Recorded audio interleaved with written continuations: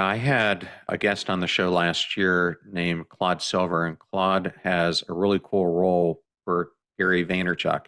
She is the first chief heart officer that has ever existed in a company, and her role is to weed out toxic positivity by bringing in emotional optimism, which is a lot of what you just talked about.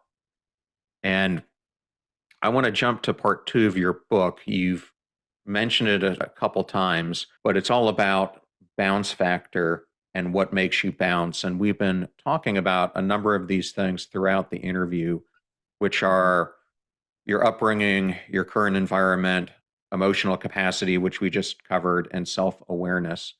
And one of the things I talk a lot about on the podcast is the importance of our daily choices in achieving long term aspirations. And I recently interviewed Rachel Hollis, one of your neighbors there in Austin, and Dr. Benjamin Hardy. And in both interviews, we talked about how our future self defines our present self so much more than our past.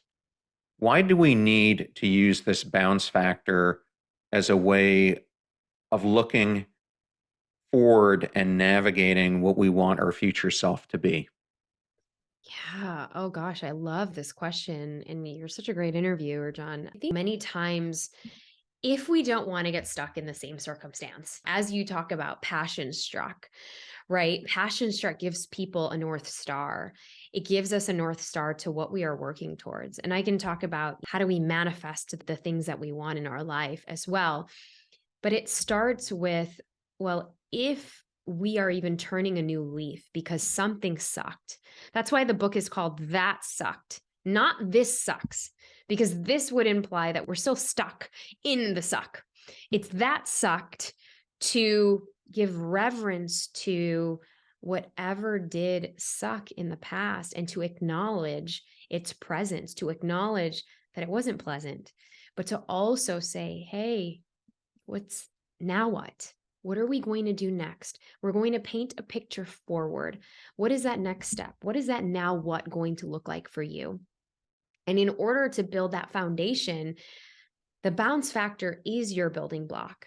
And in saying that sucked, now what? You're also building your muscle of radical self awareness, because in the radical self awareness piece, you're also saying, okay, yes, I am committed to my own growth with whatever that looks like. And I'm going to embrace the challenge, and I'm going to embrace the messy, and I'm going to embrace the chaos all at the same time.